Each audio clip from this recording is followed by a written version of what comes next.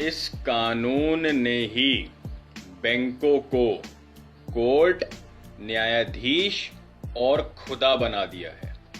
भारत में आज जो भी बच्चा पैदा होता है वो 3 से 5 लाख रुपए का कर्ज अपने आप लेकर पैदा हो रहा है, जिसने अब तक इस पृथ्वी पर ठीक से सांस भी लेना शुरू नहीं किया।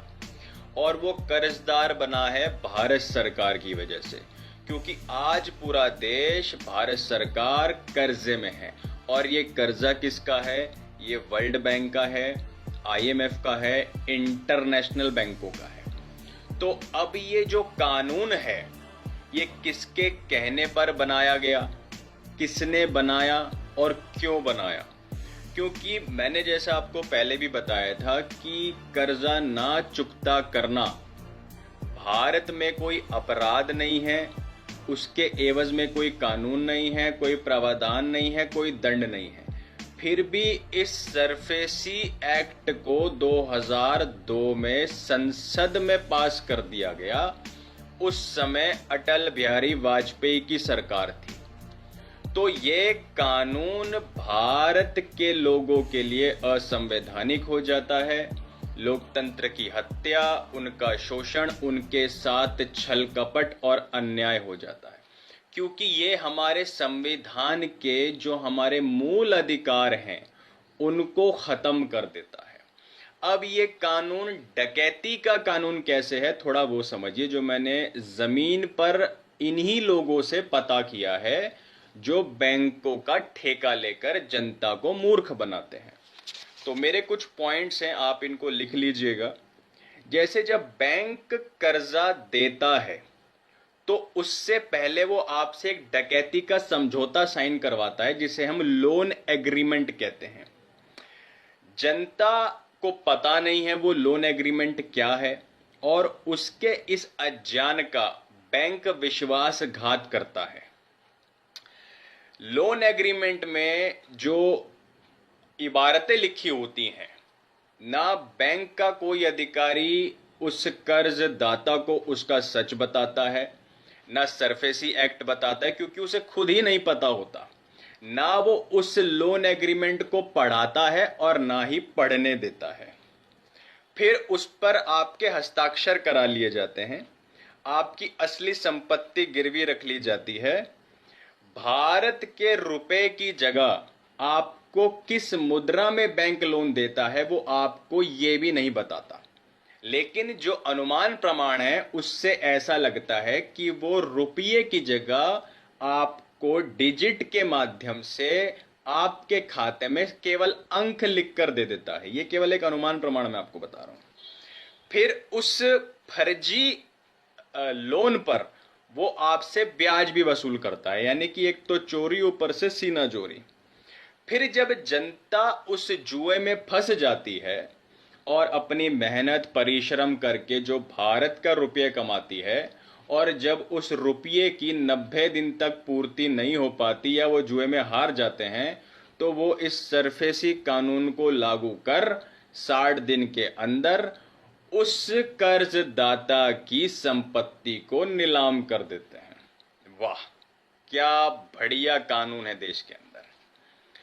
अब हम एक कानून के मानने वाले लोग हैं। मैंने आज तक कोई इंसान ऐसा नहीं देखा जिसने लोन लिया हो और वो कर्जा चुकता ना करना चाहता हो। लेकिन मैं यहाँ पर राज्य से ये कहना चाहूंगा कि जो कर्जा आम आदमी लेता है वो उसके कानून और संविधान के अनुसार ही बैंक को लोन की अदायगी करेगा, ना 1 रुपया कम ना 1 रुपया ज्यादा। लेकिन इसके एवज में बैंक जनता के साथ धोखा कर रहा है। वो प्रशासन के बल का इस्तेमाल कर रहा है, कानून का इस्तेमाल कर रहा है, सरकारी तंत्र का इस्तेमाल कर रहा है, क्योंकि आम जनता वैसे ही कर्ज के तले दबी हुई है। उसके इस सत्य को बैंक बताने की बजाय कि आपका जो रुपया है वो फर्जी है, आपको हमने रुपया नहीं दिया, इसके एवज में वो उनसे जोर जबरदस्ती करवा के उनकी संपत्ति नीलाम करा रहा है। अब यहाँ पर जितने भी बैंक के लोग हैं और जो जनता के साथ इस तरह का काम कर रहे हैं, और शासन और प्रशासन के लोग भी, हम कर्जा बैंक का चुकता करना चाहते हैं। हम एक ईमानदार लोग हैं, हम ईमानदारी से जीना चाहते हैं। हम नहीं चाहते हमारे राष्ट्र के साथ किसी भी तरह की कोई जालसाजी हो। हम अपने राष्ट्र को सर्वोपरि देखना चाहते हैं। तो मैं बैंक से 4 सवाल करता हूं, जितने भी लोन कर्ज में हैं और जितने भी लोग कर्ज में हैं। तो पहला प्रश्न है कि बैंक भारत के 1 रुपए का स्टैंडर्ड बता दे। जो मैंने जमीन पर पता करा है, रीजनल बैंक कैनरा का जो मैनेजर है उसने मुझे नहीं बताया जब मैंने उससे सवाल किए। दूसरा सवाल मैंने किया कि ठीक है, आपने जो मुझे लोन दिया है, तो उसने कहा कि हम जनता का जो पैसा है वो आपको देते हैं। तो मैंने कहा लेन देन की जो बैलेंस शीट है वो मुझे बता दीजिए, क्योंकि बैलेंस शीट में पता लग जाएगा कि बैंक ने कौन सी जनता का पैसा मुझे दिया। उन्होंने मुझे वो भी नहीं बताया। फिर तीसरा सवाल मैंने किया कि बैंक कर्जा कैसे देता है, तो उस पर भी वो चुप हो गए। चौथा सवाल था बैंक कौन सी मुद्रा में कर्ज देता है और बैंक अपने मैनुअल्स दिखाए। तो उन्होंने ये कहा ये कॉन्फिडेंशियल है, हम आपको नहीं दिखा सकते। तो मैंने कहा कि भारत एक लोकतांत्रिक देश है और मैं इस देश का मूल नागरिक हूं और ये मेरा अधिकार है कि अगर बैंक मुझसे कोई चीज चाह रहा है तो मेरा भी अधिकार बनता है कि वो चीज कैसे आई ये जानना मेरा हक है।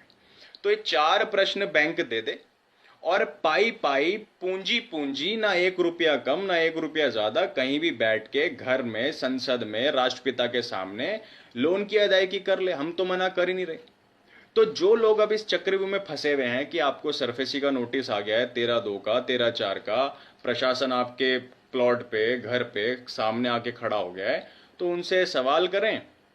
और अगर वो इसका जवाब नहीं देते और जबरदस्ती करते हैं, आपकी संपत्ति बिकवा रहे हैं, तो आपके पास केवल एकमात्र तरीका रह जाता है कि आप मुकदमा लड़ें, कोर्ट में जाएं, अपने कागज तैयार करें। मैंने पीछे आपको वीडियोस में बताया हुआ है। और इस लड़ाई को अकेले लड़ें, क्योंकि कोई आपकी लड़ाई नहीं लड़ेगा।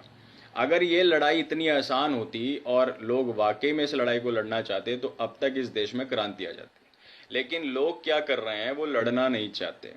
वो घरों में बैठकर तमाशा देखने में ज्यादा माहिर हो चुके हैं। तो जो वास्तव में अपनी समस्या का हल चाहते हैं वो मुकदमा लड़ें। ईमानदार वकील भी हैं देश के अंदर, ईमानदार पुलिस वाले भी हैं, ईमानदार जज भी हैं, ईमानदार व्यवस्थाएं भी हैं। लेकिन उन तक पहुंचने के लिए आपको पहले खुद श्रम करना पड़ेगा। वो आपके सामने आएंगे, आपकी मदद करेंगे और आपको जो न्याय चाहिए वो दिला देंगे। ओम नमस्ते।